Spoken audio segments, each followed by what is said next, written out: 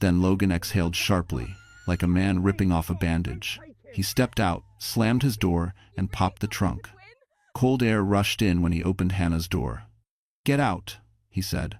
She laughed, a tiny, panicked sound. "Quit joking. Jacob's barely dressed for this cold." Logan leaned in close, the smell of some expensive cologne mixing bitterly with the stench of garbage. "I'm not joking," he murmured. "Take the baby and the bag." Her heart started to pound. "Logan, you're scaring me." He walked around, unbuckled the car seat with practiced movements, and set Jacob, still crying, on the cracked asphalt.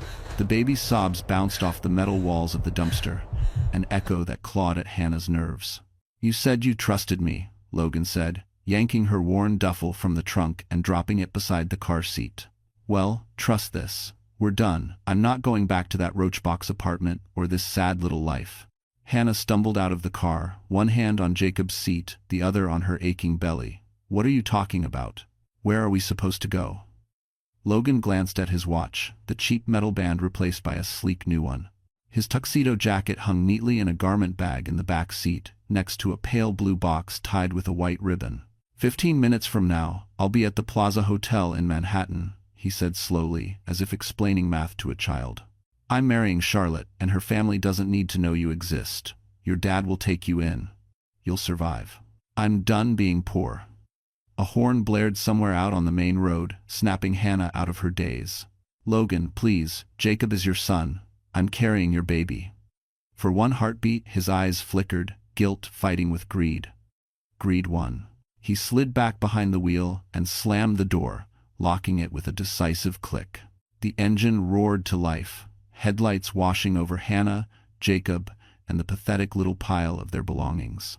He threw the car into gear and sped away, never noticing the security camera blinking red above the dumpster, quietly recording everything tonight. Hannah stood frozen in the cold night long after Logan's car disappeared, her breath coming out in uneven clouds as Jacob wailed in the car seat beside her. Her hands shook violently as she gathered the crying baby, pressing his warm body to her chest, trying to shield him from the bitter wind cutting through her thin jacket. The stench of the dumpster clung to the air, mixing with gasoline fumes that still lingered from Logan's speeding car. She swallowed hard, her throat raw from holding back tears. She couldn't fall apart. Not with Jacob here, not with another life inside her. She bent down, lifted the car seat with trembling arms, and grabbed the duffel bag Logan had tossed like trash. The strap broke halfway up, spilling diapers, formula packets, and her work shoes onto the filthy pavement. She crouched, gathering everything with numb fingers, dusting off bits of gravel as Jacob's cries turned into small, hiccuping sobs. "It's okay, sweetheart," she whispered, though she didn't believe it. "Mama's here." When she managed to drag everything to the front of the strip mall, she realized the entire building was closed. The fluorescent "Open 24 hours" sign flickered uselessly over a locked convenience store door. Her phone was gone, left under the seat of Logan's car, and she had no way to call her father. The bus stop half a block away was empty, the next bus not due for at least 40 minutes. She didn't have enough money in her pockets to even ride it. Her breath hitched. She felt the cold sinking into her bones, into the marrow of her fear. She hugged Jacob closer, rocking him slowly. "I'm so sorry," she murmured, voice breaking. A group of teenagers rode past on bikes, laughing loudly. They didn't even glance at her. A delivery truck rumbled by, spraying dirty slush across the curb, splattering Hannah's jeans. She didn't move. She just stared at the ground, jaw trembling uncontrollably. Minutes passed, she didn't know how many. Enough for her feet to go numb, enough for her fingers to stop stinging, enough for her face to stop feeling like her own. Then headlights swept across her from behind. She stiffened, clutching Jacob to her chest. For one wild second, she thought Logan had come back, maybe to apologize, maybe because he felt one sliver of guilt. Hope flickered, weak and desperate. But the vehicle that pulled up was not Logan's sleek sedan. It was an older SUV, the kind used by security teams at malls or grocery chains. The driver's door opened slowly. A tall man in a dark jacket stepped out, adjusting a badge clipped to his shirt. He looked mid-40s, broad-shouldered, with lines around his eyes that suggested long nights and hard years. Hannah recognized the logo on his jacket. It belonged to the security company that patrolled the area. "Ma'am," he called softly, raising one hand in a gesture of caution. You okay out here? It's freezing tonight. Hannah pressed back against the wall, instinctively wary. I'm fine, she lied, though her lips were blue. The man stepped closer, his voice gentle. You're holding a baby in 30-degree weather. You're not fine. Jacob whimpered, pushing his tiny fists against her chest. The man paused. My name's Mateo, he said. I'm on the night shift. He stopped, eyes shifting upward, to the mounted security camera above the dumpster, then back to her. Something in his expression changed to recognition, a calculation. Ma'am, were you dropped off here against your will? Her throat closed. She couldn't answer. The truth was too big to say. Mateo didn't push. Come sit in the SUV, he said quietly. It's warm. You can explain when you're ready. Hannah hesitated, fear and exhaustion pulling her in opposite directions. Please, he added gently. Your baby needs heat. She stepped toward the SUV, each footstep heavy, barely steady. As Mateo opened the back door and the warm air rushed out, Hannah heard a tiny beep overhead. The security camera had turned its motion sensor, locking directly onto her. And Mateo's face went pale, as if he suddenly realized the footage it recorded would change everything. The heat inside the SUV felt like stepping into another world. Hannah's fingers burned as sensation returned, sharp pins and needles rushing across her skin. Jacob quieted almost instantly, soothed by the warm air blowing from the vents. Mateo shut the door gently behind them, walking around to the driver's seat without making her feel cornered. When he sat down, he didn't start the engine again. He kept his hands on the wheel, giving her space. Take your time, he said softly. Hannah stared at her fogged window, unable to look at him. Shame crawled up her neck. She felt filthy, weak, like everyone who passed would see her exactly how Logan saw her disposable. Jacob gave a soft, tired whine. She brushed his cheek, whispering, Mama's here. Mateo cleared his throat. I saw enough on the camera to know someone left you there. Her heart lurched. Camera? He nodded toward the back of the strip mall. Their motion triggered. You were standing right beneath one. Panic flared in her chest. Can people see it? Only me and my supervisor, he said. Footage goes directly to our system. I was reviewing it when I saw him. She squeezed Jacob's hand. Please don't show anyone. Mateo's brows furrowed. Ma'am, that man threw you out of his car with a baby. That's not a private matter. That's abandonment. The word hit her like a blow. Abandonment. She swallowed hard. He's my husband, she whispered. We're just having a rough time. Mateo turned slightly, studying her face. Ma'am, rough times look like arguments. Maybe someone walking away. Not dumping a pregnant woman and a child behind a dumpster. Tears blurred her vision. She hugged the car seat, pressing Jacob close. I don't have anywhere to go. You said you have family? My dad, she murmured, but he's sick, heart problems. I don't want to worry him. Does he know you're pregnant again? She shook her head. He'd look at me like I'm breaking my life twice. Mateo didn't speak for a moment. He tapped his fingers on the wheel thoughtfully. I'm calling someone, he said at last. No police, Hannah whispered quickly, panic rising. Mateo raised a hand. Not police. My supervisor. She's a woman. Good one. She'll know what to do about the footage. Hannah closed her eyes, overwhelmed. She could barely hear the muffled ringtone through the SUV speakers. After a moment, a calm female voice answered. Security dispatch, Denise speaking.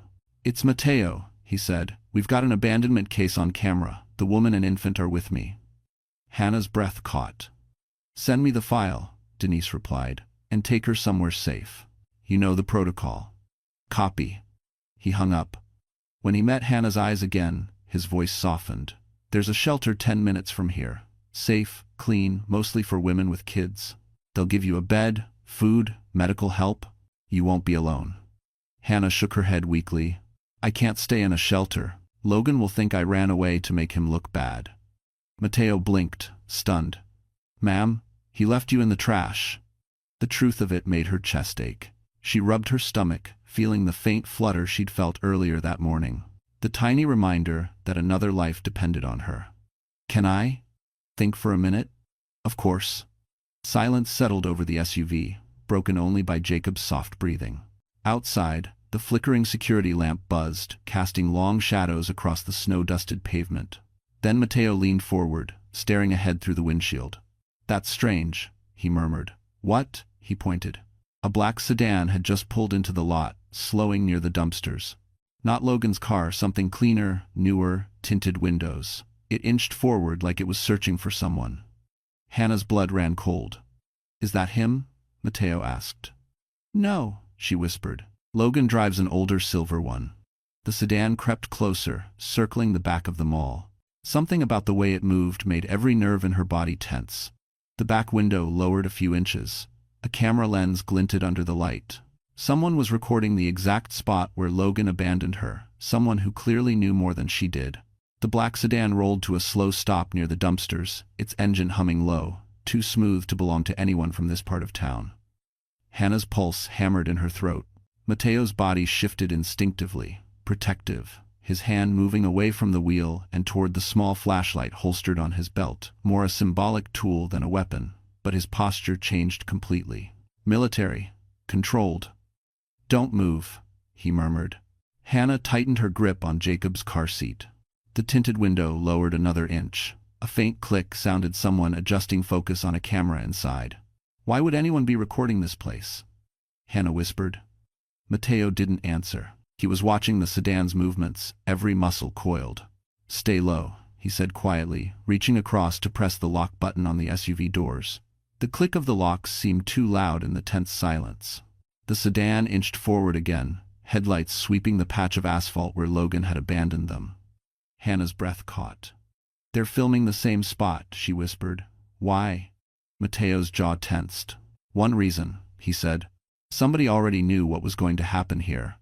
A fresh wave of cold dread crawled across her skin. "Are you saying Logan planned this with someone?" "Either that," Mateo said, "or someone is tracking him. People with money do that." Hannah shivered. Charlotte's face flashed in her mind, the flawless, wealthy woman whose photos she'd once seen on Logan's phone. The kind of woman who lived in a world where even their mistakes were managed by teams. Mateo leaned slightly forward. "Hold on," he said. The SUV interior fell silent again. The sedan door opened. A man stepped out tall, dressed in a long black coat, scarf tucked neatly at the collar. Not a thug, not a drunk, not lost. He looked like someone who belonged in Manhattan, not behind a strip mall. He checked his watch, scanned the area, then pulled out his phone. Hannah felt her stomach clench. "Do you know him?" Mateo asked. "No." The man raised his phone toward the dumpsters, filming the ground, the tire tracks, the scattered debris, documenting everything. And then, he spoke quiet but clear enough through the cold air. "Logan Pierce," he said into the phone, "did exactly what you said he would. The footage lines up." Hannah's blood froze. "He said Logan's name," she whispered. Mateo stared at her, shocked. "Who is that guy?" She shook her head. "I don't know. I don't know anyone like that." The man continued speaking into his phone. "Yes, sir. We'll send this to Miss Charlotte as soon as I'm done recording. She'll decide how to proceed." Hannah almost dropped Jacob's car seat. "Charlotte?" Her voice cracked. Mateo's eyes widened. "The heiress?" "She knew," Hannah whispered, horrified. "She knew Logan would leave us here." The man walked closer to the dumpster, angling his phone to capture the security camera above. Then he looked around the lot again, calm, methodical, like he was collecting evidence for a case. "Charlotte wanted proof he wasn't lying about the wife," the man said into his phone. "Now she has it." Hannah's lungs felt tight, her breath shallow. "She knew about me," she whispered. "She knew he was married. She knew he had a baby. And she still—" Her voice broke. Mateo shook his head slowly. "This isn't just a cheating situation," he said. "This is strategic. Someone with her money doesn't do anything impulsive." The man finished recording, glanced around one last time, then returned to the sedan.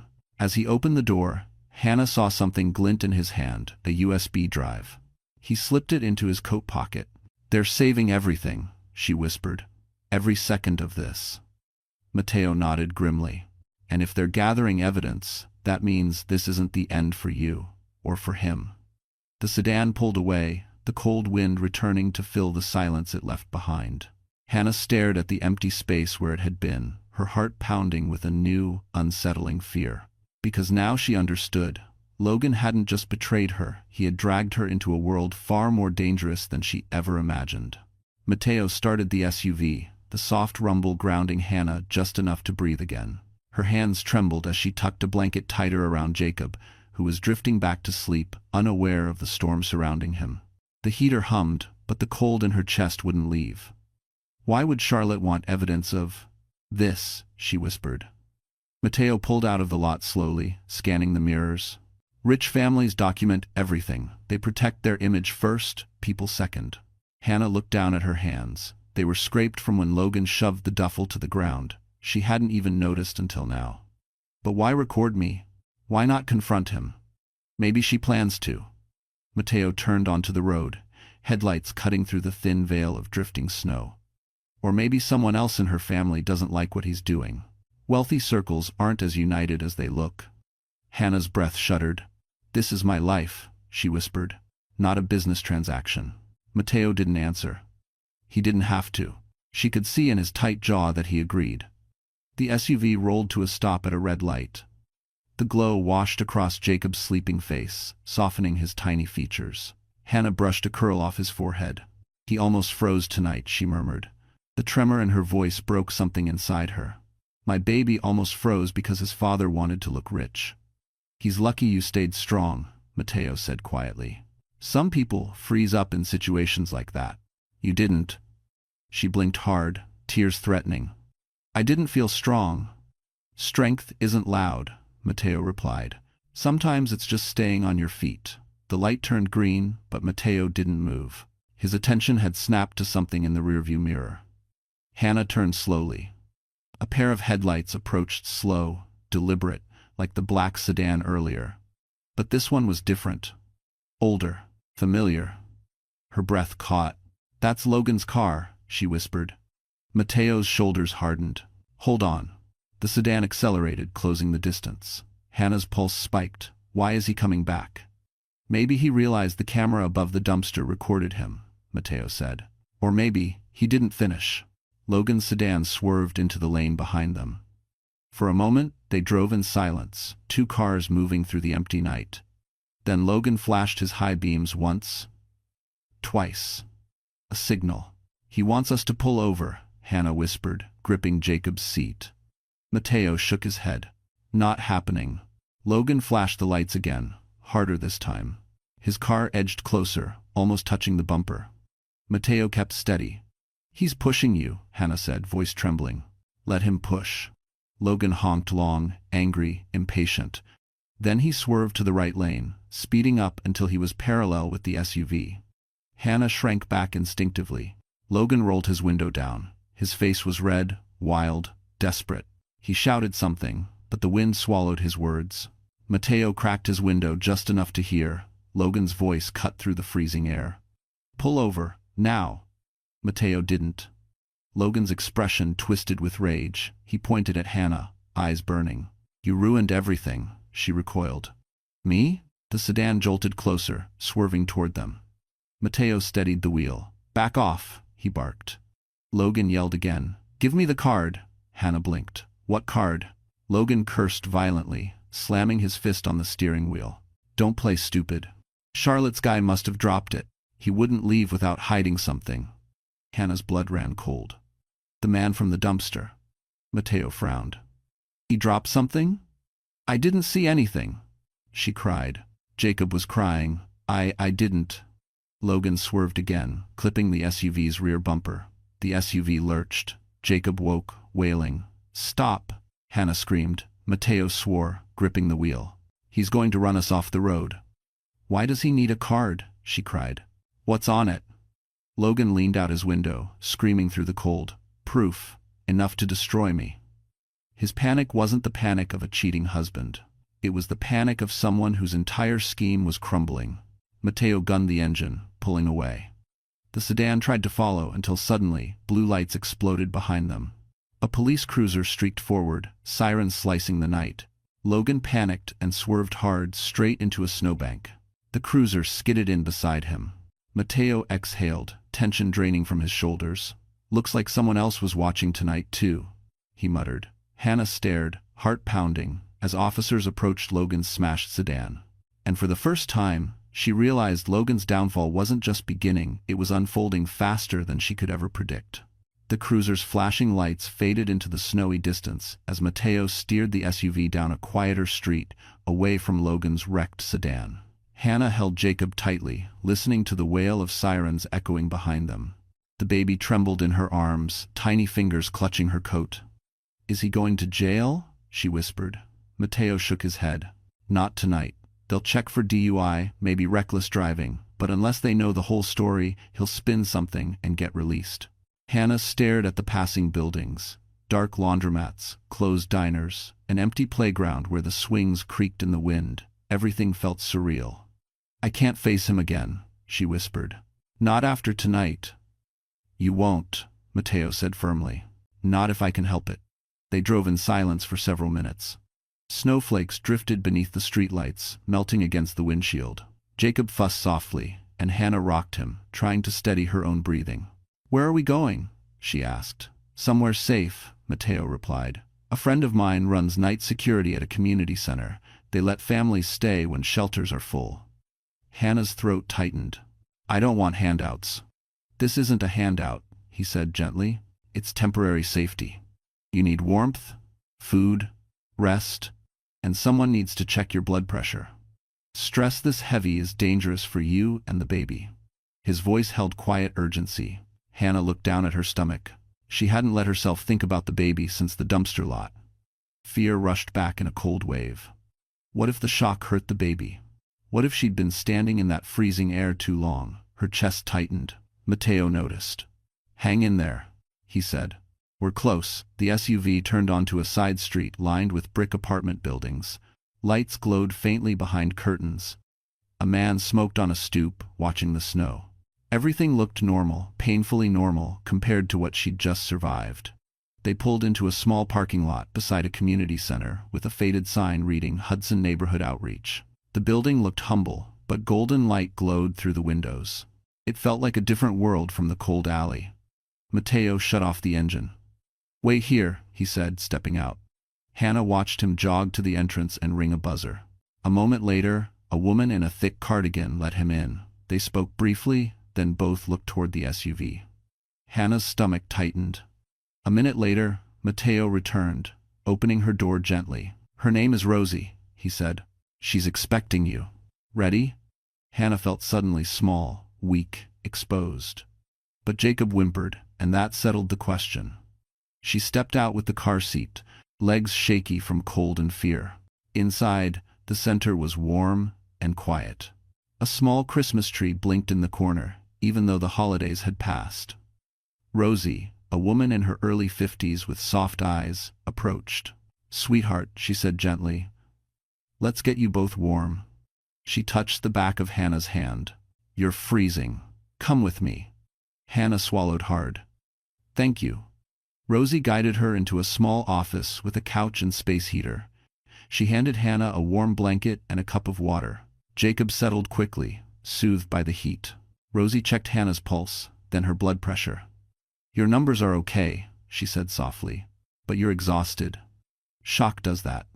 Hannah nodded, tears burning her eyes. "My husband, he left us, behind a dumpster." Rosie's face tightened, anger flashing. "Then he doesn't get to call himself your husband anymore." Mateo stood quietly in the doorway, arms crossed, jaw clenched. "There's something else," he said. "Someone filmed it.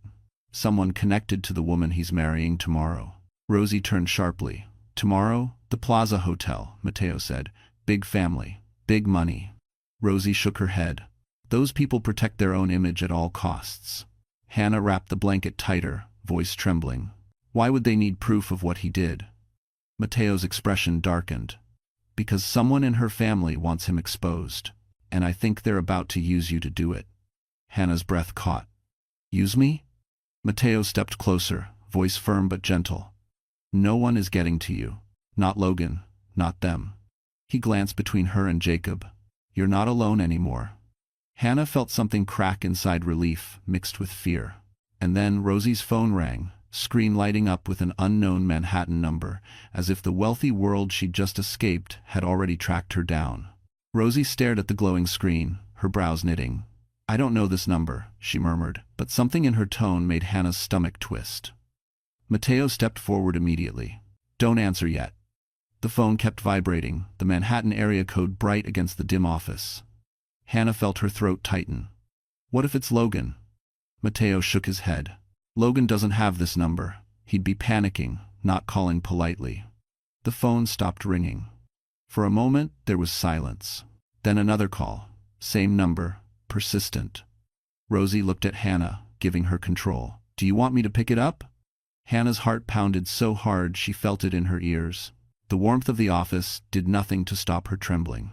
She looked down at Jacob, asleep in his car seat, cheeks flushed peacefully. Her voice barely came out. "Answer it," on speaker. Rosie nodded gently and pressed the button. "Hudson Outreach, this is Rosie." A smooth male voice flowed through the speaker, calm, elegant, and practiced. "Good evening. My name is Andrew Kensington. I'm trying to reach a woman named Hannah Whitmore. I was told she might be with you." The air seemed to freeze. Hannah clutched the blanket tighter. Kensington, Charlotte's family. Mateo's posture changed instantly, straight, guarded, military. Rosie glanced at him, then spoke carefully. "May I ask why you're trying to contact her?" Andrew exhaled softly, as if this call weighed on him. "Because this situation has escalated beyond what my sister anticipated. We need to speak with Miss Whitmore immediately."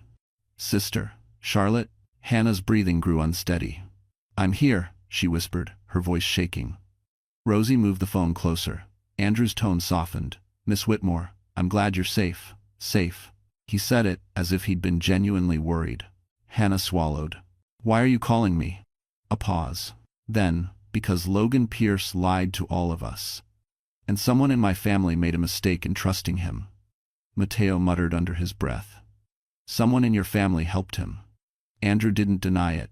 "Yes," he said. "And that mistake has consequences." Rosie crossed her arms. "Are you calling to apologize, or to intimidate her?" Andrew sighed. "Neither. I'm calling to request a meeting tomorrow morning, at our offices on Park Avenue." Hannah's heart lurched.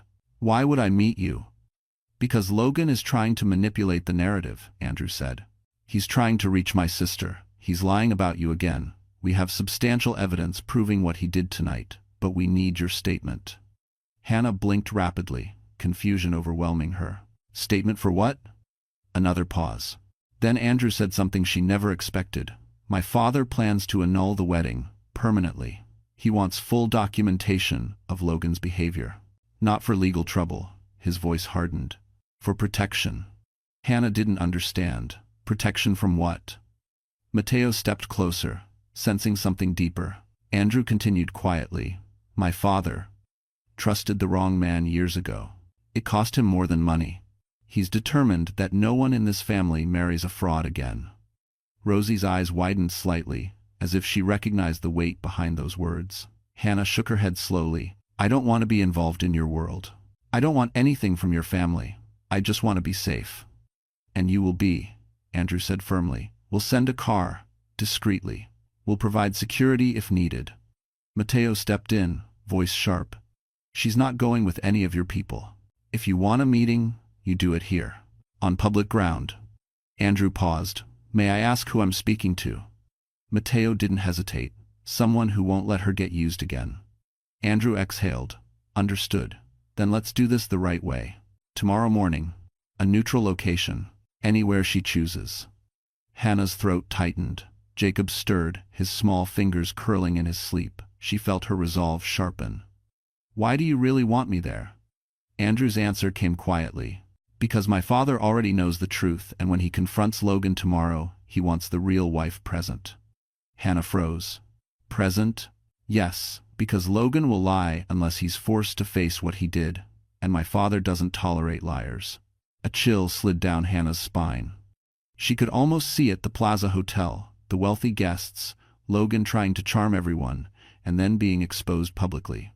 Andrew added softly, "You deserve justice, Miss Whitmore.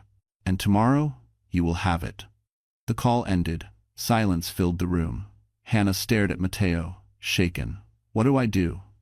Mateo's voice was steady. "You show up." Rosie nodded. "And you let these people destroy the man who tried to destroy you." Hannah pressed a trembling hand to her belly. What if this makes things worse? Matteo held her gaze. Then I'll be right there beside you. And Hannah felt, for the first time all night, that she wasn't stepping into this storm alone, but straight into the moment that would change everything. Morning arrived gray and sharp, the kind of winter dawn where sunlight felt too weak to warm anything. Hannah barely slept. Every time she closed her eyes, she saw Logan's headlights, the dumpster, the man filming, the black sedan returning again and again in her mind, like a nightmare she was trapped inside. Jacob slept curled against her chest on the community center cot, unaware of the storm forming around them. When she sat up, her muscles screamed with exhaustion, but something inside her felt strangely firm, like a small, fragile piece of strength had finally rooted itself overnight.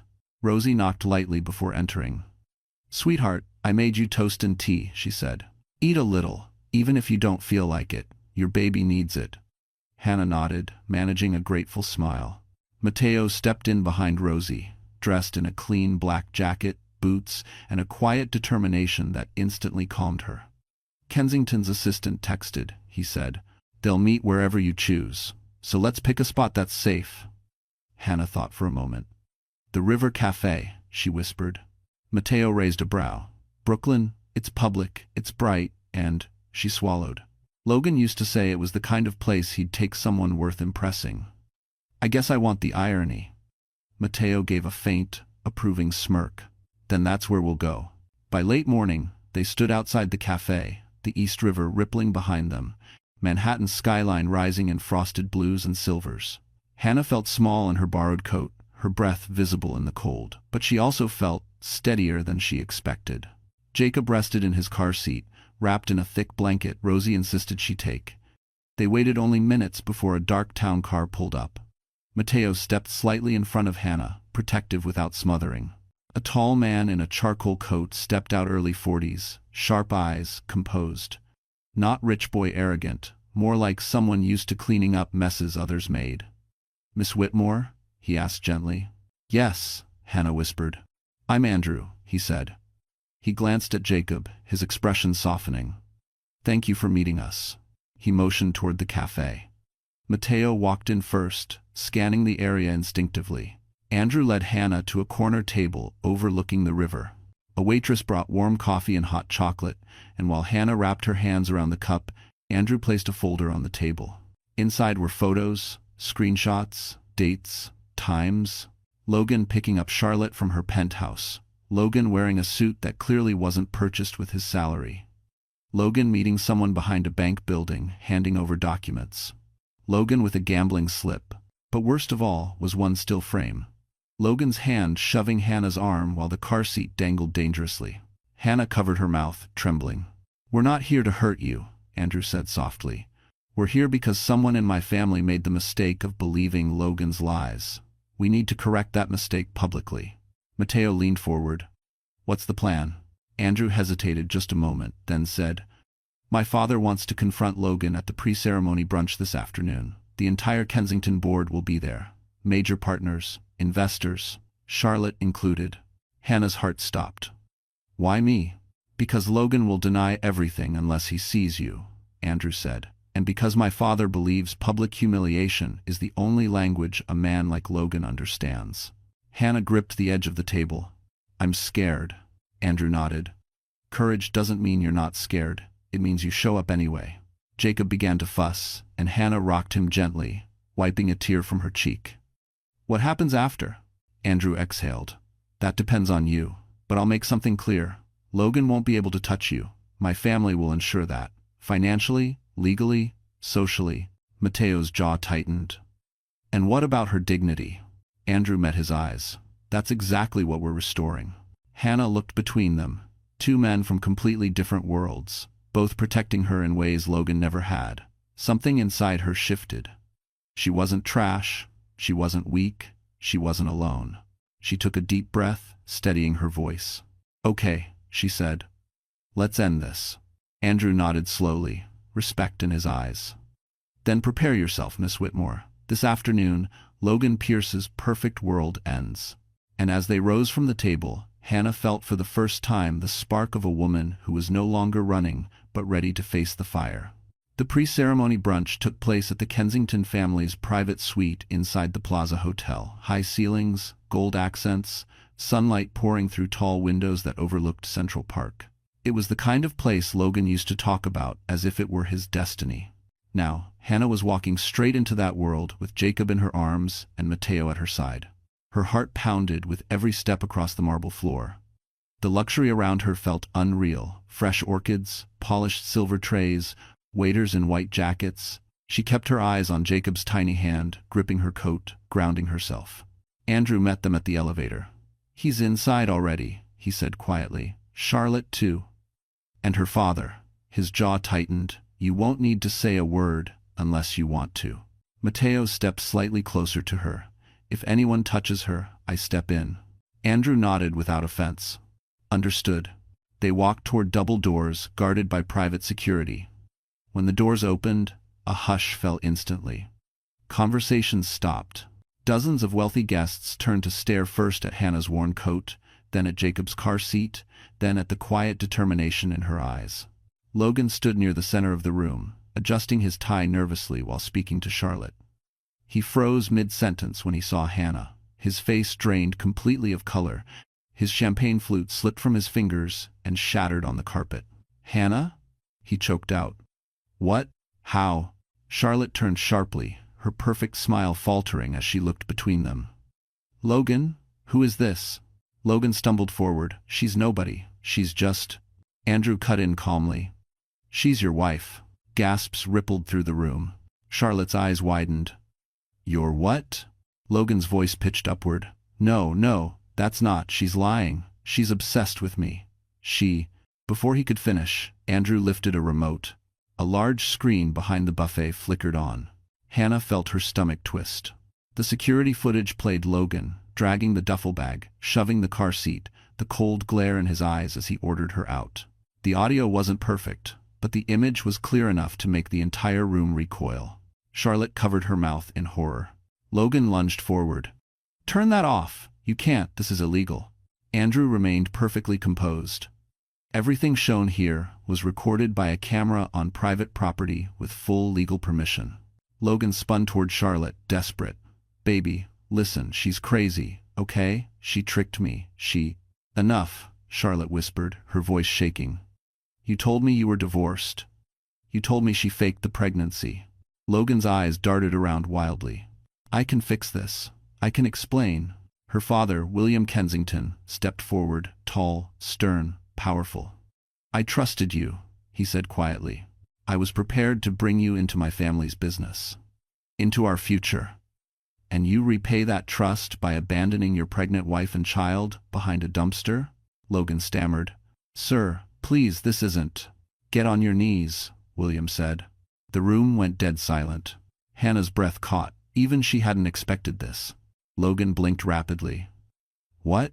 William's voice sharpened, cutting the air. "You lied to my daughter, to my family, to my investors. You dragged us into your filth. You want forgiveness? You want a chance to speak? Then get on your knees." Charlotte stepped back, disgust replacing her shock. Logan looked around, but there was no escape. Security blocked the doors, and every guest watched with cold judgment. His legs buckled. He dropped to his knees on the polished floor, hands shaking, breath trembling. "Hannah," he gasped, his voice cracking. "Please, say something. Tell them it wasn't tell them." Hannah felt Mateo's steady presence behind her. She lifted her chin. All the fear, all the humiliation, all the pain finally, it left her body. She met Logan's tearful eyes. "I don't owe you anything," she said softly. Logan broke, falling forward onto his hands as the room murmured in disgust.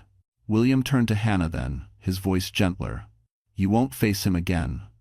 My family will ensure your protection. You and your children deserve better than this."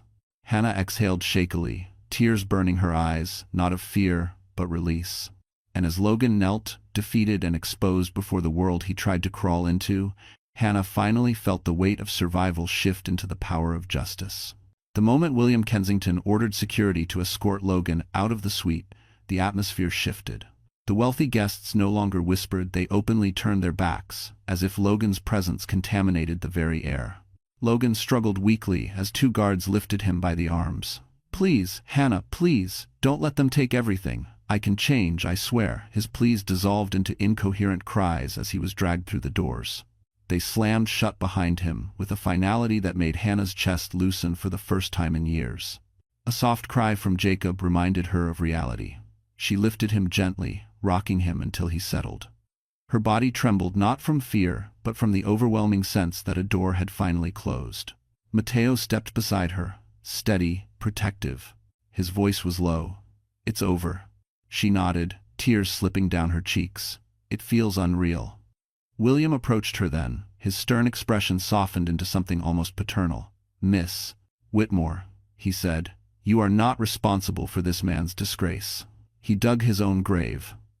Charlotte came next, her face still pale with shock. "I didn't know," she whispered. "I swear I didn't know he was married." Hannah met her eyes.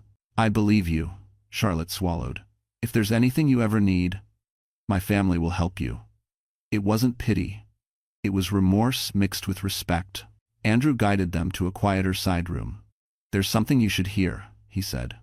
He placed a contract on the table. Legal language, signatures, seals. "My father is filing a restraining order on your behalf. Logan will be legally barred from contacting you, approaching you, or accessing Jacob." Hannah blinked. "But why would you do all this?" Andrew folded his hands. "Because men like Logan don't stop unless someone makes them stop. And because you were wronged on multiple levels, morally, socially, legally." He paused. "It's time someone stood up for you." She felt her throat tighten again. For so long, she'd fought alone. Now, suddenly, she was surrounded by people who believed her, who protected her, people Logan once pretended to be worthy of. They left the plaza through a private exit to avoid the chaos. Outside, journalists were already gathering, drawn by rumors of a scandal. In the car, Hannah held Jacob close, watching the city blur past in streaks of gold. Mateo sat beside her, shoulders broad, gaze steady on the road ahead. He didn't hover, didn't pry, he simply existed beside her like a pillar she hadn't known she needed. At the community center, Rosie greeted them with tearful relief. "I knew you'd handle it," she said proudly. "I knew he wouldn't break you." Hannah hugged her tightly, whispering a long, shaky exhale against her shoulder. That night, after Jacob fell asleep, Hannah stepped outside onto the small back porch of the center. Snow drifted softly through the dim street lamp glow. Everything felt still, quiet. Mateo followed after a moment, hands in his pockets. "You did something brave today," he said. She smiled faintly. "I didn't feel brave. That's usually how bravery feels," he replied. He stepped closer, careful not to overwhelm her. "You deserve peace now. And a chance at a real life." Hannah looked at him closely, really looked. The quiet strength in his eyes, the patience, the protectiveness that had no strings attached. "You were there when no one else was," she whispered. "You didn't have to be." "I know," he said. "But I wanted to be." The wind brushed her face, cool and gentle. "What happens next?" she asked. Mateo's voice softened. "Whatever you choose, Hannah." She closed her eyes, letting the truth settle deep inside. Her life wasn't ending, it was beginning. Weeks turned into months. With Kensington's support, Hannah found a clean apartment, stable benefits, and a legal team that ensured Logan stayed far away. He eventually spiraled, lost his job, declared bankruptcy, and became a cautionary tale whispered across Manhattan. But Hannah didn't follow his path anymore. She built her own. Mateo visited often, helping with Jacob, fixing things in her apartment, walking her to doctor appointments.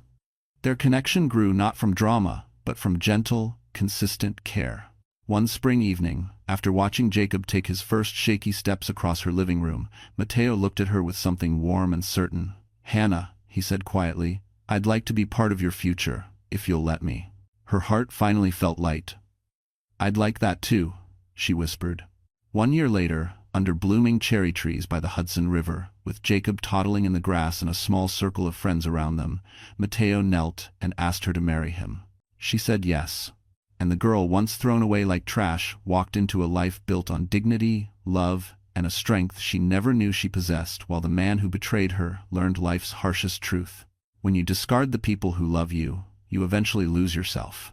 Spring settled over New Jersey in a soft, careful way, slow mornings, pale sunshine, air warming inch by inch. Hannah's new apartment sat on the second floor of a modest brick building.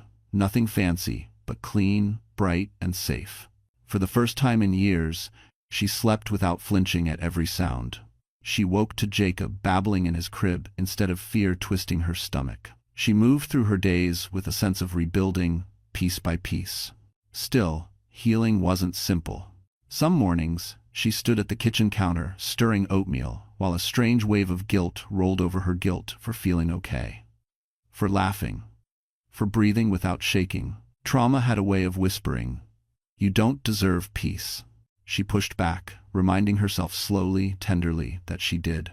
Mateo visited regularly. Sometimes he brought groceries, sometimes tools, sometimes just quiet company that didn't demand anything. He was patient, never pushing, never assuming. When he played with Jacob, lifting him into the air until his giggles filled the room, Hannah felt something inside her unclench. But rebuilding also meant facing the past. And that part came harder. One Tuesday afternoon, Hannah received a letter in the mail. The envelope was plain, her name written in shaky pen strokes. She almost threw it away until she saw the return address. County Jail. Her breath caught. Her fingers trembled as she slid a finger under the flap and unfolded the note. "Hannah, I know you don't want to hear from me. I don't blame you. I just please. I need you to understand I never meant for things to go so far. I was desperate. I thought marrying Charlotte would fix everything. I thought I could come back for you and Jacob once things were stable. I know how that sounds, but..." She stopped reading. Her stomach twisted. He wasn't apologizing. Not really. He was explaining, excusing, justifying. She folded the letter and placed it on the table. It felt like a test, like the universe asking, "Have you moved on, or are you still letting him burrow under your skin?" She didn't answer the letter. Didn't need to. The next day, however, brought something she didn't expect. Andrew Kensington called. "Miss Whitmore," he said, his voice steady as ever. "My father is hosting a small private meeting this Friday. He's finalizing the internal investigation. He asked if you would attend." Hannah felt her stomach tighten. "Why me?" "Because," Andrew said, "what happened to you has changed the way our family handles vetting and partnerships. My father wants you to know your courage mattered." Her throat tightened. She agreed. Friday arrived cool and clear. Hannah wore a simple blue dress. Rosie had helped her choose nothing flashy, just clean lines and quiet confidence. Mateo accompanied her, not because she needed protection, but because he wanted to witness her reclaim her story. The Kensington boardroom was nothing like the Plaza suite. No gold accents, no champagne, just polished wood, glass walls, and the quiet hum of the city below. William Kensington stood at the head of the long table. When Hannah entered, he straightened, giving her a solemn nod. "Miss Whitmore," he said, "thank you for coming. Please sit." She did. William rested his hands on the table. "Your husband, your former husband, used our family, lied to us, nearly tied his future to ours through deceit. We have cut all association, and the annulment of the engagement is complete." Hannah nodded quietly. "But more importantly," William continued, "we are establishing a fund in your name and your children's. Educational support, housing assistance, and legal protection. Not charity restitution." Hannah's breath hitched. I don't know what to say." "Say nothing," William replied, his voice gentle in a way she never expected. "Just accept that for once, the world is giving something back to you." Her eyes warmed with tears. Not sorrow, recognition. She mattered. Her pain mattered. Her survival mattered. When the meeting ended, Mateo walked her back to the lobby. Outside, sunlight spilled onto the sidewalk like a quiet promise. She exhaled long and slow, feeling lighter than she had in months. "You okay?" Mateo asked. She turned to him, a soft smile tugging at her lips. I'm finally getting there." He nodded, eyes warm. "Good. You deserve everything coming next." Hannah looked out at the city, alive, moving, hopeful. For the first time, her future didn't scare her. It waited for her. And she was ready to step into it. Spring warmed into early summer, and life settled into a rhythm Hannah never believed she'd feel again. She enrolled in evening medical assistant classes funded by the Kensington Restitution Program. Rosie watched Jacob when she studied. Mateo picked her up after class so she wouldn't have to walk home alone. It wasn't glamorous, but it was steady, safe, and full of small victories she held tightly to passing her first exam, cooking dinner without fear of a slammed door, laughing freely without flinching. But healing, Hannah learned, wasn't a straight line. One evening after class, she found herself lingering outside the school building, staring at the campus fountain. Students chatted, couples walked hand in hand, the world moved easily. Hannah hugged her books to her chest, feeling both part of this life and oddly distant from it. When Mateo's familiar SUV pulled up, she climbed in, offering him a tired smile. "Long day?" he asked. "Just thinking," Hannah murmured. He didn't push. Mateo had a way of giving silence room to breathe. They drove past the Hudson, the fading sun casting pink streaks across the water. Hannah finally spoke. "Do you ever feel like your past is waiting around a corner? Like the second you're happy, it'll jump out again?" Mateo's hands tightened slightly on the wheel. "Yeah," he said quietly, "but eventually you learn something important." "What's that?" "That the past can't grab you if you don't stop walking." Hannah exhaled shakily, feeling his words settle somewhere deep. When they reached her building, Jacob rushed to the door, squealing happily as she lifted him into her arms. His smile, wide, bright, unconditional, melted whatever fears remained from her earlier thoughts. The next morning, however, brought a reminder that wounds don't close cleanly. Hannah received an unexpected visitor. When she opened her door, she froze. Standing there was a woman in a navy coat, hair pulled into a tight bun, eyes sharp and apologetic at once. "I'm Emily Kensington," she said softly. "Charlotte's aunt." Hannah's breath caught. "Why are you here?" Emily offered a small, respectful nod. "To apologize. And to give you something." Hannah tensed, protective instincts rising. "I'm not signing anything." Emily smiled faintly. "Good. My family has done enough paperwork for you already. This isn't legal." She reached into her coat and pulled out a small white envelope. "This is personal." Hannah hesitated, then opened it carefully. Inside was a photograph, a screenshot from the security footage. The moment Logan shoved her duffel away, her face pale, terrified, Jacob crying. Hannah swallowed hard. "Why are you giving me this?" Emily's voice softened. "Because you survived something most people don't walk away from. And because your story has become a quiet reminder in our family about who deserves protection." She paused. "And who doesn't?" Hannah blinked rapidly, overwhelmed. "We're also funding a program in your name," Emily continued. "A shelter initiative for abandoned mothers. You won't have to be part of it, but your strength inspired it." Hannah's voice came out small. "I don't feel strong." Emily stepped closer, her tone firm. "Strength doesn't always roar. Sometimes it looks like holding a baby in the cold. Sometimes it looks like standing in a room full of people who look down on you and not shrinking." She studied Hannah with quiet admiration. "You did both." Hannah felt tears rise, unexpected and uncontrollable. She wiped them quickly. "I don't know how to thank you," she whispered. "You don't have to," Emily said. "Just know this, we see you now. All of us." She left with a warm nod, disappearing down the hallway. Hannah closed the door slowly, leaning back against it. Her chest rose and fell, her breath unsteady. Jacob toddled toward her, chubby arms reaching out, babbling nonsense that somehow steadied her more than words ever could. She lifted him, pressing her forehead to his. "We're okay," she whispered. "We're really okay." That evening, Hannah told Mateo about the visit. He listened quietly, then said something that made her heart tremble. "Hannah, people don't build programs in someone's name unless that person changes lives." She stared at him, tears pricking. "I didn't change anything," she breathed. Mateo shook his head gently. "You changed everything." Outside, twilight settled over the city. The world felt bigger, safer, possible. And for the first time, Hannah realized she wasn't just surviving anymore. She was becoming someone her past could never control again.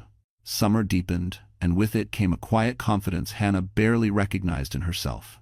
She attended classes 3 nights a week, volunteered at the shelter initiative Emily Kensington had created, and slowly rebuilt a life she controlled. Yet even as she moved forward, the world had a way of reminding her that shadows could stretch across sunshine. It happened on a warm Thursday evening. She had just finished her clinical practice hours at a small medical office downtown and was walking toward the bus stop with Jacob in his stroller. The sunset painted the sky orange and gold.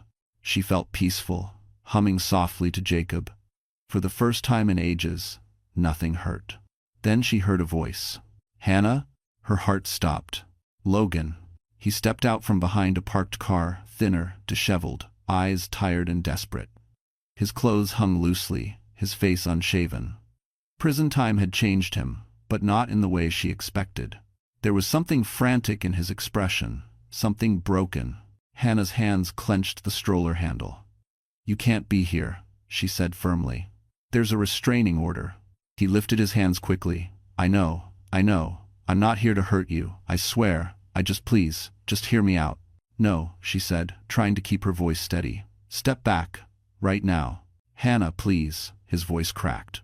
"I don't have anyone else. They ruined me. Everyone ruined me." Her stomach tightened. "You did that to yourself."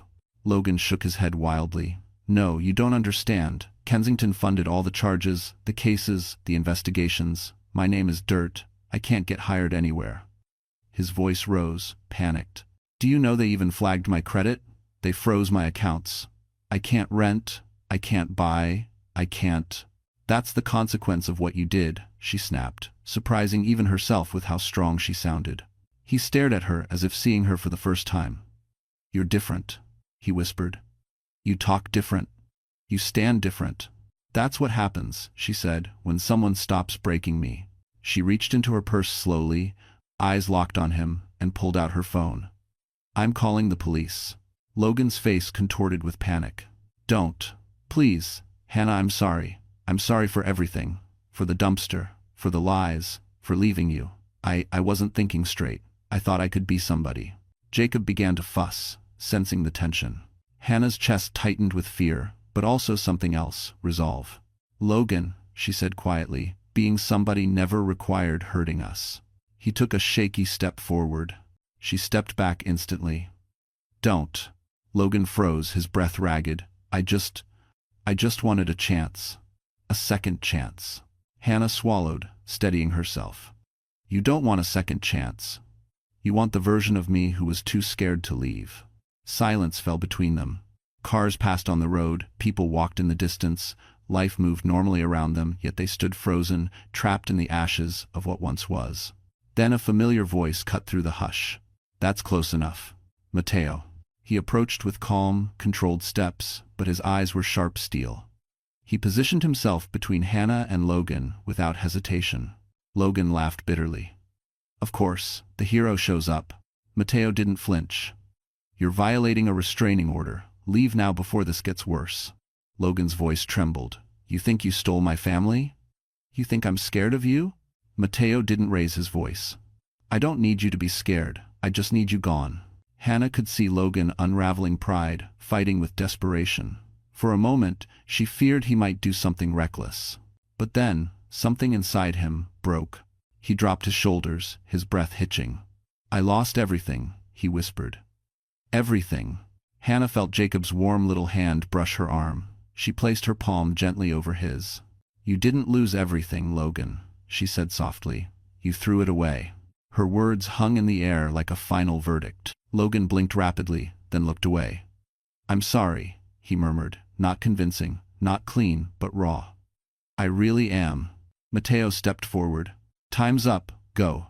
Logan stumbled backward, eyes glassy, then turned and walked away, disappearing into the fading light like a ghost dissolving back into the shadows.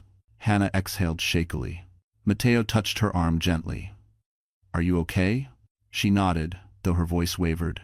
"I think that was the closure I didn't know I needed." Jacob whimpered. She leaned down, kissing his forehead. "We're safe," she whispered. "We're safe now." As they walked home together, the sky dimmed into twilight, lights reflecting off the river. And Hannah realized something powerful. The past hadn't come to reclaim her, it had come to bow before the woman she'd become. The days following Logan's unexpected appearance were strangely calm. Too calm. Hannah moved through her routines: class, work, study hours, evenings with Jacob, yet a tension hummed beneath her skin. Not fear exactly, something closer to anticipation. as if life was shifting again, preparing her for a chapter she hadn't seen coming. One warm Saturday morning, she and Jacob visited the farmer's market downtown. The air smelled of fresh peaches and roasted coffee. Vendors called out friendly greetings, and Jacob giggled as he held a small sunflower one of the vendors gifted him. For the first time in a long time, Hannah felt like a normal woman doing normal things, not someone running from the wreckage of her past. While Jacob sucked on a corner of his blanket, Hannah reached for a basket of apples. Then she heard someone call her name. "Miss Whitmore?" She turned to see a middle-aged woman with short silver hair, dressed in business casual slacks and a loose linen blouse. Behind her stood a younger man with a camera, though not the paparazzi kind. Smaller, documentary style. "I'm sorry," Hannah said carefully. "Do I know you?" The woman smiled warmly. "No, but I've been trying to meet you for weeks. My name is Dr. Elaine Porter. I'm a researcher with the Women's Resilience Foundation. Your story inspired something we've been building." Hannah's heart thumped uneasily. "My story?" Dr. Porter nodded. "Yes. We were made aware of what you survived. The footage, the case, your courage in facing a powerful family and an abusive spouse." Her voice softened. "We want to build a national program for women like you. Trauma support, legal guidance, housing aid, and we want you to be the face of it if you're willing." Hannah froze. Face of it? Her mind raced, fear, confusion, disbelief. I'm not someone people should look up to," she whispered. "I barely made it out myself." "That's exactly why," Dr. Porter replied. "Women need to see someone real, not a polished spokesperson. Someone who survived the kind of pain they're still trapped in." The younger man with the camera gave a reassuring nod. "No pressure today. Just think about it." Before she could respond, she heard hurried footsteps approaching behind her. Mateo. He'd come straight from his shift, still wearing his security jacket. His shoulders relaxed when he saw she was safe, but his eyes sharpened when he noticed the camera. "Everything okay here?" he asked calmly, stepping to her side. Dr. Porter extended a hand. "Yes, sir. We're speaking with Miss Whitmore about an advocacy project." "We're not filming anything," the cameraman added quickly. "Just scouting potential stories." Mateo looked to Hannah, silently asking if she was overwhelmed. "I'm fine," she reassured him softly. Dr. Porter handed Hannah a simple business card. "Think about it. A story like yours can change lives." She gave Jacob a kind smile. "You're a strong little family. The world needs more of that." Then she and the cameraman walked off into the crowd. When they disappeared, Hannah let out a shaky breath. "Why me?" she whispered. Mateo placed a steady hand on her shoulder. "Because you're more powerful than you know." Her eyes warmed. "It's just a lot." "Then you take your time," he said. "No one gets to rush you anymore." They continued through the market, buying vegetables and a loaf of fresh bread. Jacob fell asleep in his stroller, his tiny chest rising and falling peacefully. The sunlight caught Mateo's profile, strong, calm, the face she now associated with safety. Later that afternoon, as they walked home, they passed by a small park. Children played on swings. A breeze rustled the leaves above them. Hannah slowed, watching a couple push their toddler on the slide. "I used to think I'd never have something like that," she murmured. "Have what?" Mateo asked. "A peaceful life, a future, someone I trust." Mateo swallowed, his voice lower than usual. "And now?" She looked up at him, eyes glimmering. "Now, I'm starting to believe I deserve it." Something shifted in his face, warmth, affection, something he'd been holding back for months. "Hannah," he said softly. But before he could finish, Jacob woke with a loud cry, startling them both. They laughed, tension breaking beautifully. Mateo lifted Jacob from the stroller, bouncing him gently until the cries faded into giggles. Hannah watched them, this solid man, this joyful child, this quiet moment, and felt love blooming in her chest like sunlight cracking through darkness. Their walk home was slow, comfortable, full of unspoken promises. That night, after putting Jacob to bed, Hannah stood on her balcony overlooking the city lights. The summer wind brushed her hair. She closed her eyes and pressed a hand to her heart. She was healing, becoming, rising, and for the first time, she felt not just safe in her new life, but worthy of the love gently forming right beside her.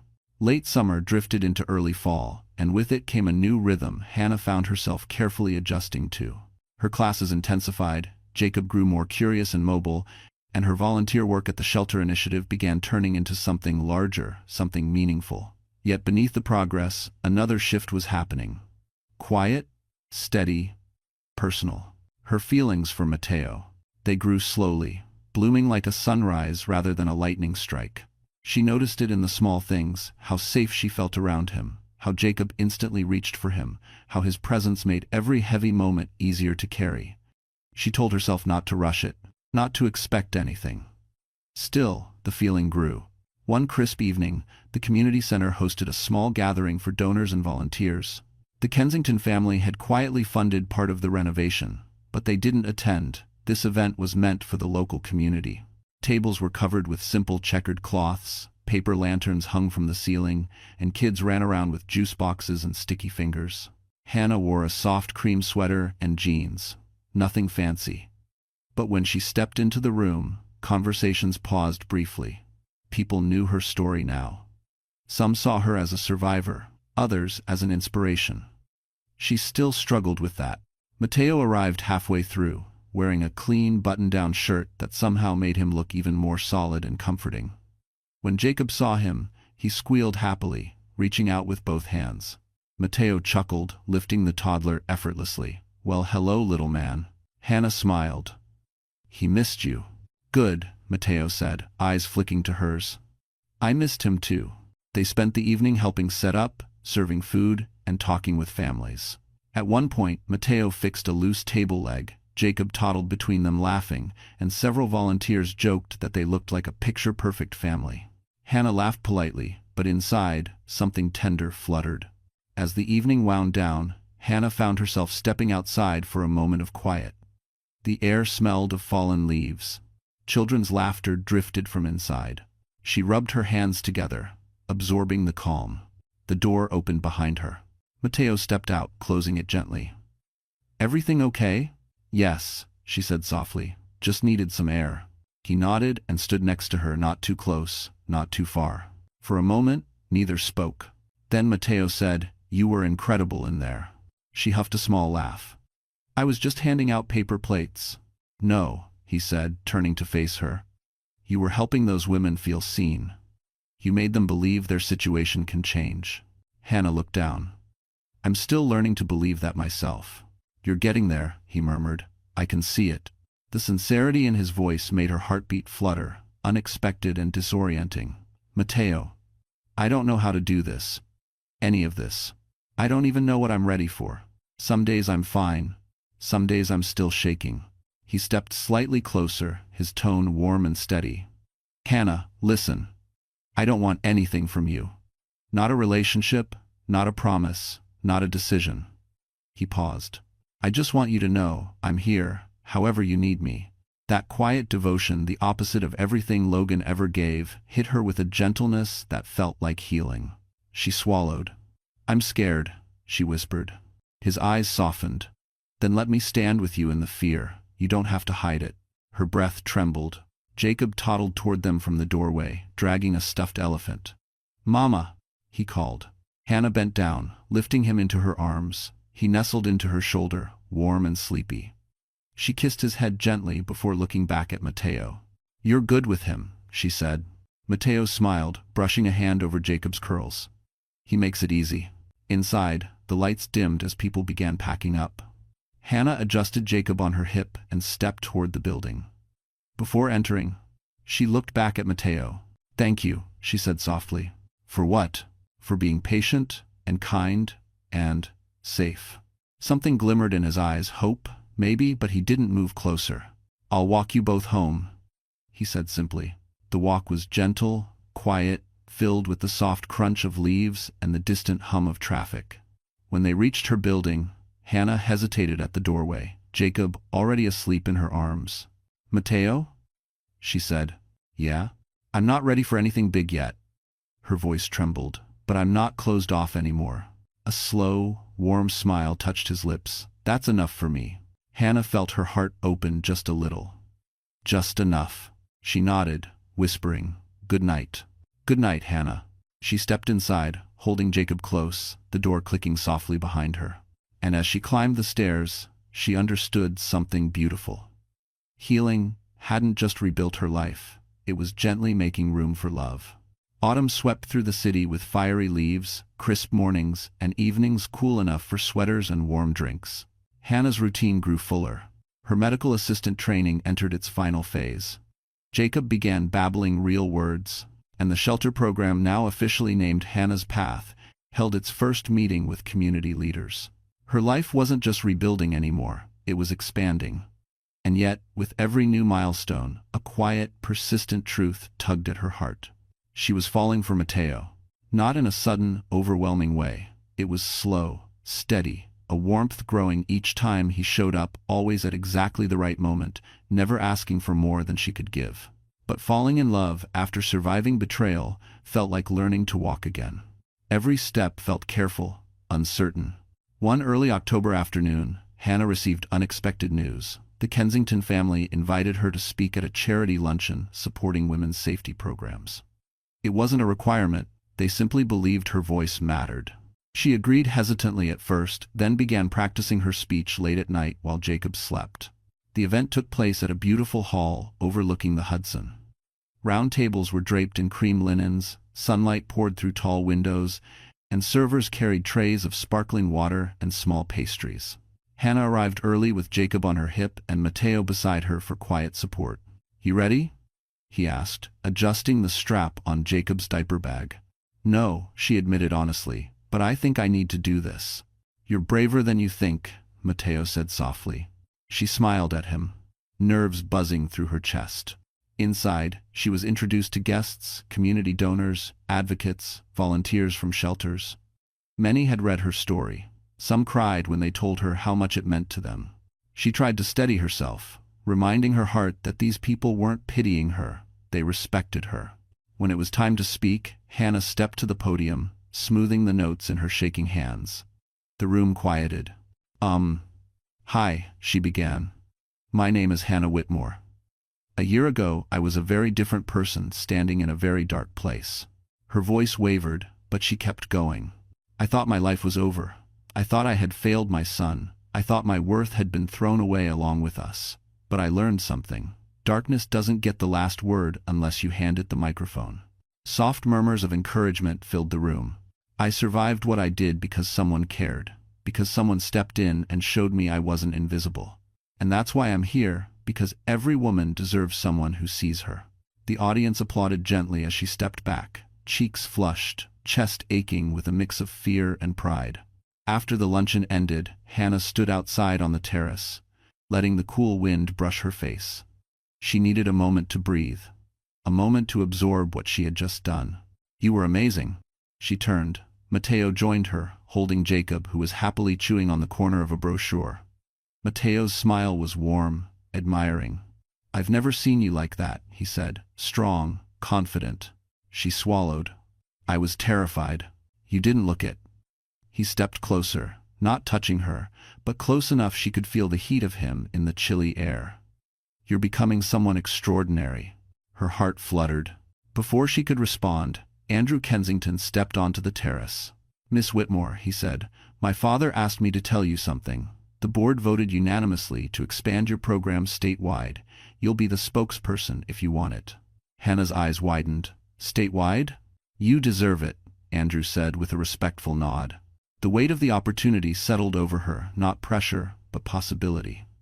"I need time to think," she admitted. "Of course," Andrew said. "When you're ready, we'll be here." When he left, Hannah turned back to the view of the river, silver and calm under the autumn light. She pressed a hand to her chest. "My life keeps changing," she whispered. Mateo moved beside her, shifting Jacob to one arm and gently touching Hannah's back with the other, steady, reassuring. "Change isn't something to fear anymore," he said softly. "It's something you're leading." Hannah looked up at him then, searching his eyes. Something inside her loosened a knot she'd carried for far too long. "I want to trust again," she said quietly. "And I think I'm starting to trust you." Mateo's voice was low, full of emotion he kept carefully contained. "I'll never do anything to break that." Jacob giggled then, interrupting the moment and making both of them laugh. The tension dissolved beautifully. Mateo handed Jacob back to her gently. As she held her son close, watching the river shimmer, Hannah realized something remarkable. This wasn't just survival anymore, it was transformation. And love, slow, steady, healing, was no longer something she feared, but something she was finally ready to let in. A week after the charity luncheon, Hannah found herself walking a little taller, literally and figuratively. Her professors noticed it, the shelter volunteers noticed it, Rosie noticed it. Even strangers at the grocery store seemed to pick up on the warmth she carried now, but no one noticed it more than Mateo. He saw it in the way she no longer flinched at sudden noises, in the way she met people's eyes instead of looking down at the floor, in the way her laughter came easier. And every time he saw another piece of her healing fall into place, something in his chest ached with admiration. Yet, for all the growth, one more storm was coming, one she didn't expect. It started on an ordinary Tuesday morning. Hannah had just dropped Jacob off at the daycare connected to her medical program. She walked down the hallway with her backpack over one shoulder, reviewing notes for an upcoming exam. The building smelled faintly of disinfectant and coffee-comforting scents she'd learned to associate with her new life. Then her phone buzzed. Unknown number. She hesitated, pulse quickening. For a moment, she feared it might be Logan again, but something told her to answer. Hello? A woman's voice, soft but formal. Miss Whitmore? Yes? My name is Caroline Hart. I work for the Manhattan District Attorney's Office. We need to speak with you regarding an ongoing investigation. Hannah's blood turned cold. What investigation? Caroline paused. We believe you may have information about fraudulent activity linked to your former husband, Logan Pierce. Hannah leaned against the wall for support. Fraud? What? What does this have to do with me? Nothing you're accused of, Caroline assured quickly. But Logan was involved in financial and identity-related fraud. Some accounts were opened using your information. Hannah's heart stuttered. He used my name? We'll explain everything in person, Caroline said gently, but we need a statement, as soon as possible. Hannah swallowed. Okay. I can come in. Thank you, Miss Whitmore. We'll arrange transportation so you don't have to worry. The call ended, leaving her staring at the phone with numb fingers. Identity fraud. He hadn't just abandoned her. He had stolen from her. She went to class, but her mind wasn't there. She kept seeing flashes of Logan's face the day he'd begged her outside the bus stop. I lost everything. Yet, he hadn't told her he'd taken things from her. First things she didn't even know were hers. During lunch break, she called the only person who steadied her most. Mateo. He picked up on the second ring. You okay? No, she whispered, her voice trembling. I need to talk to you. I'm coming right now. He arrived in minutes, breath slightly uneven from rushing. When he saw her pale face, he placed a gentle hand on her shoulder. What happened? She explained everything. The call, the fraud, the accounts, the fear that her life was unraveling again. Mateo listened carefully, jaw tightening. You're not facing this alone, he said. We'll go together. We? Yes, we. His tone left no room for doubt. That afternoon, they took a rideshare to the Manhattan DA's office, a tall glass building that made Hannah feel small again. But Mateo walked beside her, not letting her shrink into her fear. Inside, Caroline Hart greeted them, a woman in her 40s with tired eyes but a kind expression. Miss Whitmore, she said warmly. Thank you for coming. And this must be? Mateo, he said firmly. I'm here for support. Caroline nodded respectfully. Of course. She led them into a quiet interview room. Files were already spread across a table, bank documents, signatures, credit lines, even medical bills. Hannah, Caroline said gently, Logan used your social security number multiple times. He opened credit accounts, took out 2 cash advances, and even attempted to co-sign a loan using your identity. Hannah's chest tightened painfully. But, I didn't know. I never signed anything. Caroline nodded. We know. That's why we need your statement. You're a victim in this case. Victim. The word felt different now, not like a chain, more like a fact, one she finally felt strong enough to face. She answered everything honestly when she suspected strange mail, how Logan handled finances, the lies he told, the documents he hid. At some point, her voice cracked. Mateo reached across the table, giving her hand a reassuring squeeze. Caroline noticed, offering a small smile. You're doing incredibly well, she said softly. When it was over, Caroline stood. We'll clear your name in all accounts. And Hannah, please know this, the strength you showed today? Most people never find it. A tear slipped down Hannah's cheek. Not from fear, from relief. Outside the building, cold autumn wind rustled through her hair. She stepped closer to Matteo, drawing warmth from his presence. I'm tired, she whispered. I know, he said gently, but you're standing. And you're winning. She looked up at him, really looked, and felt something new rise inside her, soft but solid. Trust. Thank you, Matteo, she murmured. You never have to thank me, he replied. I'm here because I want to be. As they walked toward the subway, the city shimmering around them, Hannah realized something profound. Her past could still shake her, but it couldn't break her anymore, not with the life she was building, and not with the man who refused to let her face any of it alone. The following weeks unfolded with a new kind of intensity, one that didn't crush Hannah but shaped her. The DA's office kept her updated. Logan faced multiple charges now, not just abandonment or reckless endangerment, but identity fraud, financial crimes, and breach of contract involving the Kensington family. His life was unraveling far beyond anything she could have imagined. But Hannah refused to let fear define her anymore. She focused on her classes, on Jacob, on healing, and slowly, beautifully on Matteo. One chilly morning in mid-November, Hannah bundled Jacob into his puffy blue jacket and stepped outside to meet Matteo for their usual walk to daycare. The air smelled of frost and chimney smoke. Leaves crunched under their feet. Matteo arrived wearing a flannel coat, cheeks flushed from the cold, a small takeout cup in his hand. For you, he said, offering the cup. Hot chocolate, extra marshmallow. You looked cold yesterday. Hannah blinked, warmed by more than the drink. Thank you. They walked side by side, Jacob kicking his legs in the stroller, pointing at random squirrels like they were the most magical creatures alive. The quiet between Hannah and Matteo wasn't awkward, it was peaceful. Halfway to the daycare, Hannah broke the silence. Matteo, when the DA said Logan used my name, I felt humiliated. Again, like I'm always one step away from losing everything. Matteo slowed. You're not losing anything. Not anymore. She stopped walking, hands tightening on the stroller handle. But what if he does something else? What if he tries to twist my story again? What if... Hannah, Matteo interrupted gently, stepping closer.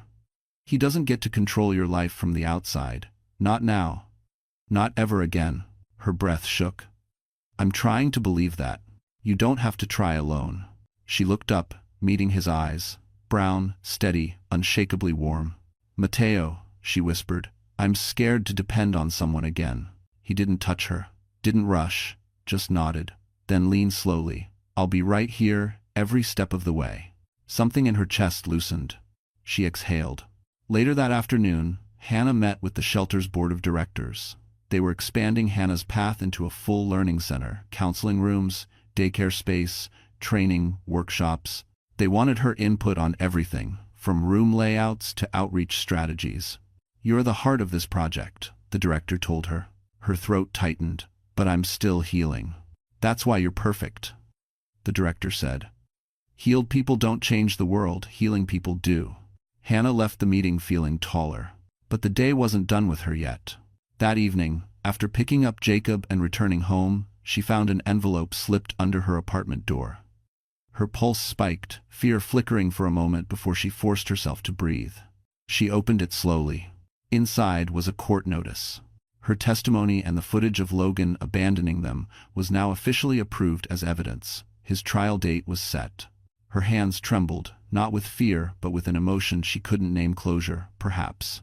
Justice finally sharpening into something real. Later, Matteo knocked gently on her door, checking on her after a late shift. When she let him in, he saw the notice on the table. Are you okay? He asked. She nodded. I finally am. He studied her face. You're shaking. Not from fear, she said. From what then? She hesitated, then whispered the truth. Relief. Matteo's expression softened. He reached out slowly, giving her time to pull away. She didn't. His hand rested gently on her cheek, warm and steady. You deserve the kind of life that never makes you shake again, he murmured. Her heartbeat fluttered. I think I might actually get that. Jacob babbled from his playmat, breaking the intensity of the moment. Matteo chuckled and stepped back, respecting the space between them, but the look he gave her said everything he didn't say out loud. He wasn't going anywhere. And for the first time since the night behind the dumpster, Hannah believed her future could hold more than safety. It could hold joy, hope, love, and as she watched Mateo lift Jacob into his strong, gentle arms, she realized her new life wasn't just starting, it was finally choosing her back. Winter arrived early that year. Snow dusted the sidewalks before Thanksgiving, the air sharp enough to redden cheeks within minutes. Hannah wrapped Jacob in his thickest blanket as she carried him down the apartment steps. The cold bit her fingers, but her heart was strangely warm. Life had steadied into something she recognized as peace. Real peace. But peace didn't mean her story was finished. The week before Logan's trial, Hannah was invited to speak at a small fundraiser dinner for survivors of domestic abandonment. It wasn't glamorous, held in a modest community hall decorated with paper snowflakes, but it mattered. And Hannah felt ready. Mateo insisted on driving her. "The roads are freezing," he said. "I'm not letting you go alone." She didn't argue. Secretly, she liked the feeling of him watching out for her, not from control, but from care. When they arrived, volunteers greeted her warmly, placing a small name tag on her sweater. Hannah Whitmore, guest speaker. The title still felt surreal. Inside, the hall glowed with soft yellow lights. A buffet table displayed homemade casseroles, warm rolls, and pies donated by neighbors. Survivors sat at round tables, talking quietly, sharing stories that carried weight. Hannah was about to take her seat when a woman approached her mid-30s, tired eyes but a gentle smile. "You don't know me," she said softly, "but your story, the one from the Kensington event, it saved me." Her voice wavered. "I left last month. My daughter and I slept in my car until the shelter took us in. I came tonight to see you speak, because I needed proof that life can get better." Hannah felt tears rise. She squeezed the woman's hands. "It does get better. Not overnight, not easily. But you're making the bravest choice of your life." The woman hugged her, unexpected, fragile, real. When the crowd settled, the program began. Hannah listened as two other women shared their experiences, stories of fear, escape, and resilience. Then the organizer called her name. She walked to the podium, heartbeat quick but steady. Mateo watched from the back of the room, arms crossed, eyes warm with quiet pride. Hannah took a breath. "I don't stand here as someone who conquered everything," she began. "I stand here as someone who is still learning how to forgive myself for staying too long, and how to believe I deserve peace." The room fell into soft, reverent silence. "A year ago," she continued, "I carried my baby past dumpsters and empty parking lots because I had nowhere else to go. I believed I was worthless, invisible, disposable. But I learned something important." She looked into the faces of the women listening, some holding their children, some wiping tears.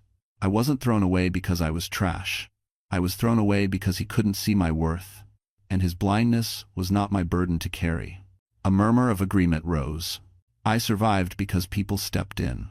A stranger with a security badge, a community center, a family who chose accountability, and eventually someone who treated me not as broken, but as whole." Her eyes shifted briefly to Mateo. He didn't smile, his expression was too full of emotion for that, but his gaze softened like melted amber.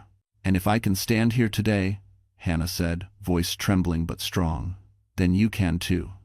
You are not your scars. You are not your past. You are not worthless. You are rising whether you see it yet or not." The applause that followed was thick with emotion. After the event, Hannah stepped outside into falling snow, her breath forming clouds in the cold. Mateo joined her, wrapping his scarf tighter around his neck. "You were incredible," he said quietly. "You always say that," she murmured, cheeks warm despite the cold. "Because it's always true." Snowflakes settled in her hair. She felt light, whole, seen. "Mateo," she whispered, "can I tell you something? Anything.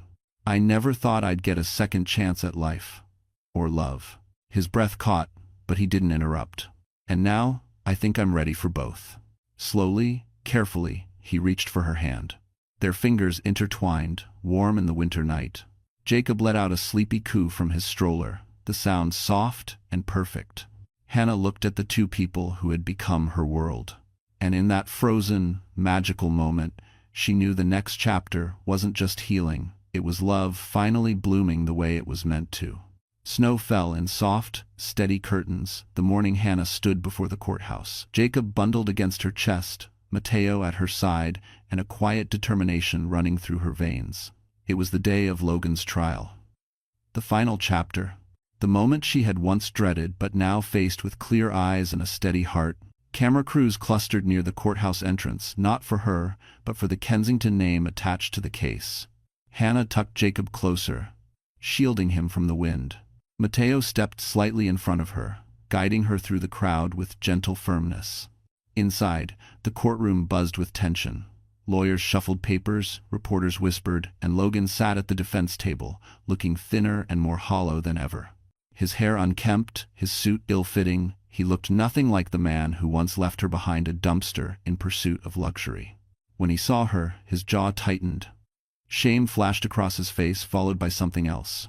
Regret, maybe, or the last flicker of pride collapsing. Hannah didn't look away. The judge entered, calling the court to order. The proceedings began with brutal clarity. The prosecution laid out stacks of evidence. The security footage, the identity theft documents, the forged signatures, the financial records. Each piece felt like another weight lifting off Hannah's shoulders. "We call Hannah Whitmore to the stand," the prosecutor said. Hannah handed Jacob to Mateo and walked to the witness box. Her palms were damp, but her steps were steady. She raised her hand, took the oath, and sat. The courtroom watched her with quiet anticipation. "Miss Whitmore," the prosecutor asked gently, "can you describe in your own words what happened the night your husband abandoned you?" Hannah breathed out slowly. "Logan drove me and my son behind a strip mall. He told us to get out. It was freezing. I was pregnant. My son was only 8 months old." Murmurs rippled through the room, but Hannah continued. "I begged him not to leave. He didn't listen. He drove away. A security guard found me and called for help." "And did you know at the time," the prosecutor asked, "that Mr. Pierce had also stolen your identity?" "No," she said. "I didn't know until months later. He used my social security number without my consent. He took out loans, opened accounts, even attempted to co-sign a major loan. I didn't learn any of it until the DA contacted me." "How did this impact your life, Miss Whitmore?" Hannah felt her throat tighten, but she spoke anyway. "I spent years thinking I was worthless, that everything he did was my fault, the abandonment, the lies, the manipulation. I believed I deserved nothing." Her eyes lifted steady, clear, no longer afraid. "But I was wrong." The courtroom grew silent. "I wasn't thrown away because I was worthless. I was thrown away because he couldn't see my worth, and I refused to let his choices define the rest of my life." The judge watched her with something like respect. When the defense declined to cross-examine Logan's lawyer, clearly aware there was no defense to offer, Hannah stepped down. As she returned to her seat, Logan whispered hoarsely, "Hannah, I'm sorry." She paused, looked at him, really looked. "I hope someday you mean that," she said softly. "But your apology doesn't determine my future anymore." Logan lowered his head. The judge deliberated only 15 minutes before delivering the verdict. Guilty on all charges. A collective exhale swept the room. Logan collapsed into his chair, shoulders shaking. His world, once built on lies and greed, finally crumbled beyond repair. As the bailiff escorted him away, he glanced back at Hannah one last time. She felt no anger, no fear, no satisfaction in his suffering. Just closure. Real, final closure. Outside the courthouse, snowflakes drifted gently onto her hair. Mateo wrapped Jacob in his coat, then looked at Hannah with a tenderness that warmed her more than the winter sun ever could. "You did it," he said. "We did it," she corrected softly. He smiled, brushing a snowflake from her cheek. "Ready to go home?" She nodded. "More than ready." But before they stepped off the courthouse steps, Mateo paused. "Hannah," he said quietly, heart in his eyes, "there's something I've been wanting to ask." Her breath hitched. "Mateo." He held her hands carefully, reverently. "You don't have to answer now, but I love you, and I love Jacob. And if you ever wanted a future with me, I'd spend the rest of my life proving that you'll never be abandoned again." Emotion surged through her, warm and overwhelming. She squeezed his hands. "I want that future too." The wind swirled snow around them like confetti. And as Mateo kissed her gently, slow, steady, full of promise, Hannah felt her new life settle into place. The girl who'd once been left in the cold now walked into a future filled with warmth, love, and a family built on trust. A future finally, beautifully deserved. So that's how the story closes, my wonderful friends. And if you're still here with me, all the way to this moment, it means something in this journey touched your heart in a quiet, personal way. Maybe you saw a bit of yourself in Hannah's strength, or maybe you realized, as many of us do, that healing isn't loud and dramatic. It's slow, it's steady, it's choosing yourself again and again. The Stoics used to say, the obstacle is the way.